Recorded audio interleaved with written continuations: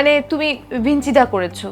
তারপরে তুমি তোমার মতো চরিত্র করতে পেরেছো, মানে তোমার মনে হচ্ছে না যে এই ভিঞ্চিদার পরে আমি এরকম একটা চরিত্র করতে চাই আর সেটা আমি পাচ্ছি, বা তোমাকে অফার করা হয়েছে বা হয়নি, সেটা নিয়ে না তোমার না কোনো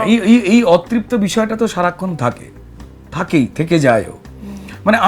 আমি কি নিজে ভাবতে পেরেছিলাম যে বনি কাপুর প্রোডাকশন থেকে অজয় দেবগন যেখানে মূল চরিত্র, সেখানে ময়দানের মতো এত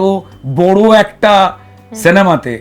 সারা ভারতবর্ষ জুড়ে খুঁজে খাঁজে তারা পশ্চিমবঙ্গ থেকে রুদ্রনীল ঘোষকে নিয়ে যাবে একজন বাংলা ফিল্ম ইন্ডাস্ট্রির অ্যাক্টর। এটা তো আমার সাকসেস নয়, এটা বাংলা ফিল্ম ইন্ডাস্ট্রির সাকসেস। আমার মতো বাকি যে অভিনেতারা গিয়ে সর্বভারতীয় স্তরে প্রশংসা নিয়ে আসেন, আমার তো ভয় একটাই ছিল, অজয় দেবগন, গজরাজ রাও, প্রিয়ামণি, তাদের মতো এই তাবড় অ্যাক্টর, ওই সেট কতগুলো বাংলা ছবি হয়ে যাবে ওই বাজেটে কে জানে, প্রায় 150 কোটি টাকার মতো বাজেট। তো সেখানে যখন আমি এই তাবড় লোকের সঙ্গে অভিনয় করছি এবং তারা আমার প্রশংসা করছেন, এই প্রশংসা আমার নয়,